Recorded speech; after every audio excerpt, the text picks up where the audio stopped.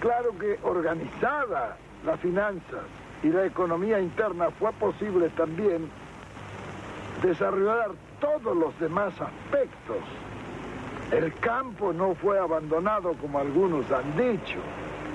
Se trajeron comisiones de agrólogos, se hizo un estudio agrológico del país.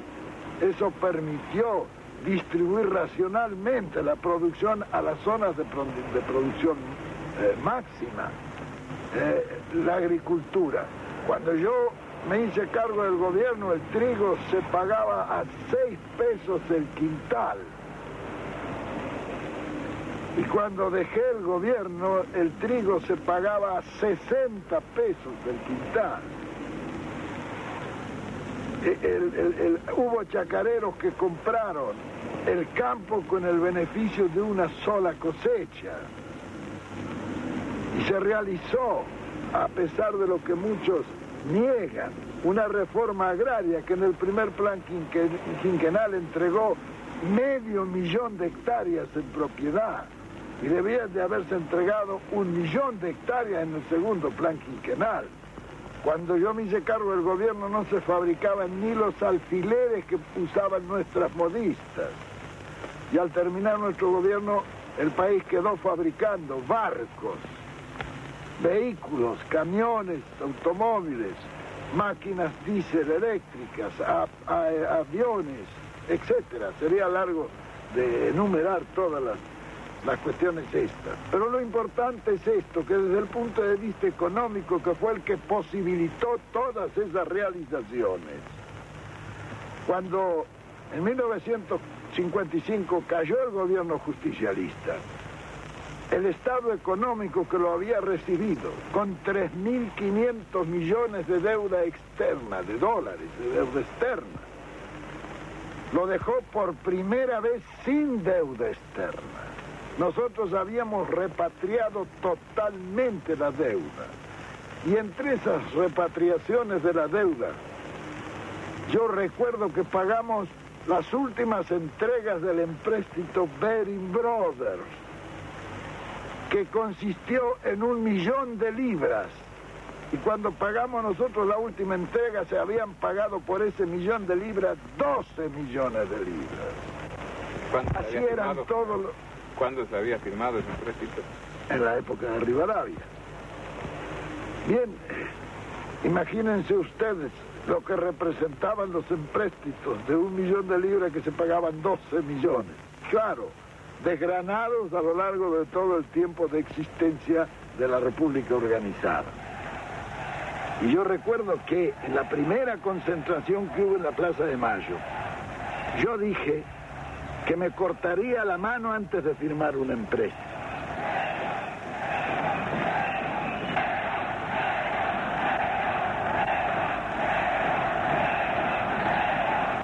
Quería quemar mis naves por si me sentía en algún momento tentado. Y lo hice por una simple razón. El dólar americano, en su valor adquisitivo, no es, diremos, el valor fiduciario escrito en el billete, porque está sobrevalorado sobre eso. Y esto se comprueba muy fácilmente. Hay una ley fiduciaria de los Estados Unidos que dice que al que va al Banco Federal le entregan el oro correspondiente al billete que entregue. Si usted va a la Reserva Federal y le dice ¿cuánto vale una onza Troy? Le dirán $35. Usted saca $35 y dice, deme una onza Troy, no se la venden ahí porque ellos no venden oro. Entonces hay que ir a vender al mercado, a comprar al Mercado Libre. En el Mercado Libre, usted pide la onza Troy y le dan el oro. Pero ahí vale de 40 a 45 dólares la onza Troy. ¿Qué quiere decir eso? Que los 35 dólares por onza Troy es falso. Los americanos fijan el valor del oro por el dólar, no el valor del dólar por el oro. Si usted hace un empréstito en los Estados Unidos, supongamos de 100 millones de dólares, ya al firmar el empréstito usted va perdiendo el 25% por la sobrevaloración de la moneda. Porque el valor adquisitivo de una moneda no es el valor fiduciario escrito en el billete, sino el oro que representa.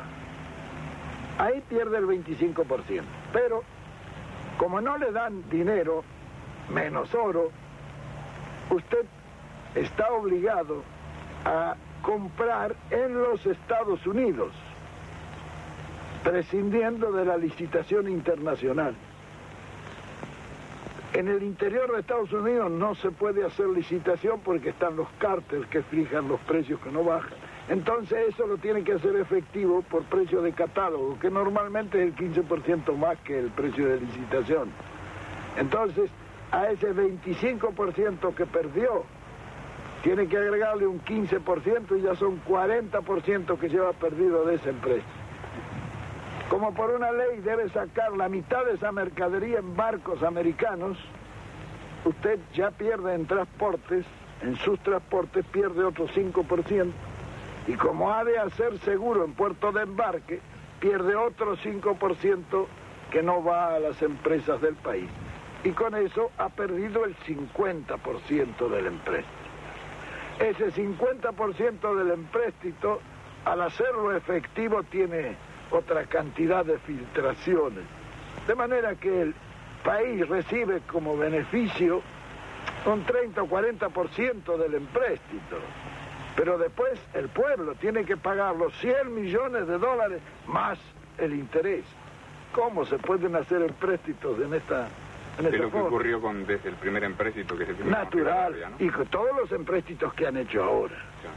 Todos los empréstitos que se han hecho ahora han pasado por este proceso. Bien, siguiendo con nuestra cuestión. Claro, cuando resolvimos esos y muchos otros problemas que sería largo enumerar, prescindimos de las formas de asalto con que nos han estado tratando los imperialismos durante un siglo y medio. Fíjense ustedes cómo nos robarían que con los 1.000 millones de servicios financieros que hubiéramos tenido que pagar el año 46 y parte de los del 47 nosotros pusimos las finanzas al día. Compramos todos los servicios, los pagamos, no hubo problema, hicimos la marina mercante.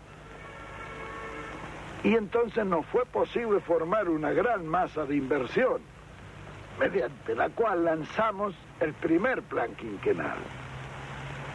En nuestro tiempo, gobernar es crear trabajo, porque es inconcebible que en aquel entonces, en el año 46, existieran 800.000 desocupados, como existen actualmente en la Argentina 800.000 desocupados. ¿Cómo puede explicarse que en un país que está todo por hacerse haya 800.000 personas que no pueden trabajar? No es obligación del gobierno crear eso. Muy bien, fue así. Por el contrario, cierran todavía las posibilidades. Natural. Cuando llegó el momento, lanzamos el primer plan quinquenal, que eran 76.000 obras. Indudablemente, al lanzar esas 76.000 obras, todo se puso en movimiento, el país rompió la inercia. Se puso en marcha en plan de desarrollo, pero un desarrollo planificado. La primera consecuencia fue que esos 800.000 desocupados se ocuparon en 2 o 3 meses. Cuando se ocuparon los 800.000 desocupados, los salarios subieron solos, porque cuando hay plena ocupación, el salario no hay que impulsarlo, sube solo. Claro, cuando subieron los salarios, el poder adquisitivo de la masa popular, que es el verdadero consumo, se multiplicó varias veces. Al multiplicarse y subir el consumo, eso tonificó inmediatamente al comercio, que se atresó para satisfacer la demanda de ese consumo multiplicado. Eso demandó a la industria la transformación necesaria para la distribución por el comercio. Y en consecuencia la industria se puso en marcha. Y todo el mundo comenzó a pensar en el desarrollo industrial, porque no es cuestión de hablar de un desarrollo siempre teóricamente y en los papeles. el desarrollo es como el apetito que viene comiendo, hay que empezar a hacer. Entonces, pero hay que crear las condiciones de que eso sea un proceso fatalmente provocado por otro proceso al cual está encadenado. Tan pronto se puso en marcha la industria y comenzó a necesitar materia prima, la producción hubo de abastecérsela. Y así el ciclo de la producción, la transformación, la distribución y el consumo quedaron, diremos, en proceso de progreso, de aumento. Naturalmente que la habilidad nuestra no fue otra que mantener esos 4 factores del ciclo económico bien nivelados y armónicamente promovidos. Y cuando se mantiene el equilibrio en ese ciclo económico y se desarrolla el trabajo, nos permitió pasar de una economía de miseria a una economía de abundancia.